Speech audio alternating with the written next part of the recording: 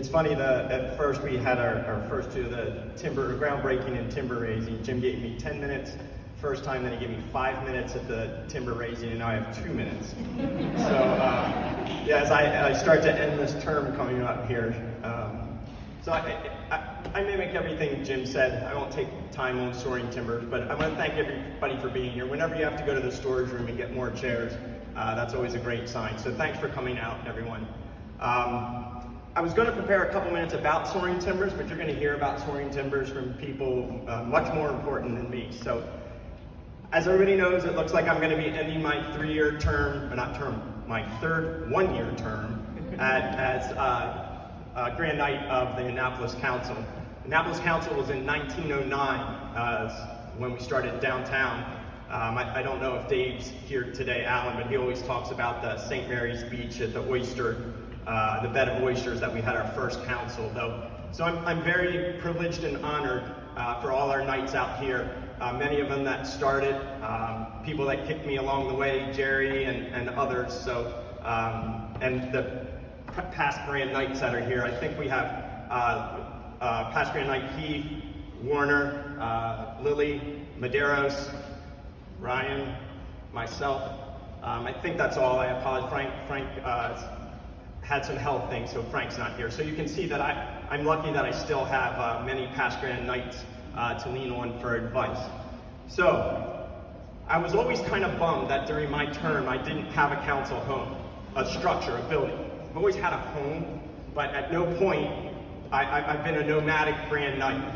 And I've always, that's kind of bothered me, and I never had a chance, but it showed me that in a year where membership and a 3-year term, maybe we've added 60 members. We've already added 21 members this year, and we're not even done the year. We've built a relationship with our clergy and Father Pat and Father Dow, like I think unmatched.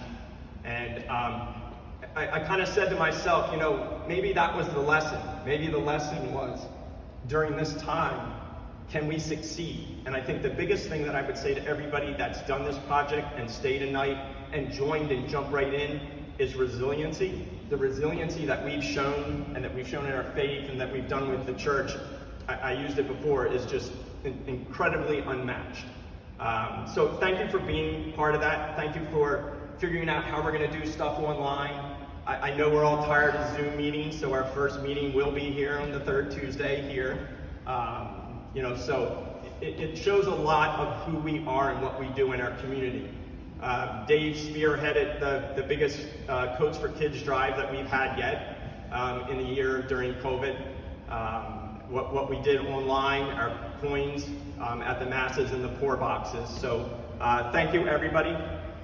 When we talk about the future and passing on the torch, I've got to think that our average age, and there's nothing wrong with being seasoned or elder, but if we're going to do this for another 100 years, you know, I'm happy to announce we have 30 members, probably under the age of 30, with 25 of them that are very active. Some of them are our sons and our daughters help as much.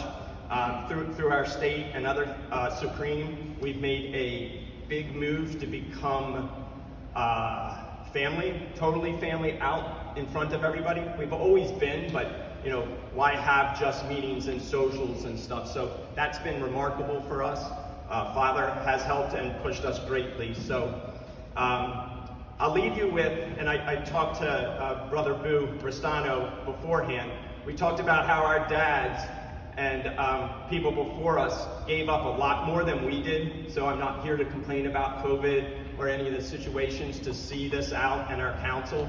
Unfortunately, they're not here to be with us today. My mom, too, that everybody knows, had surgery.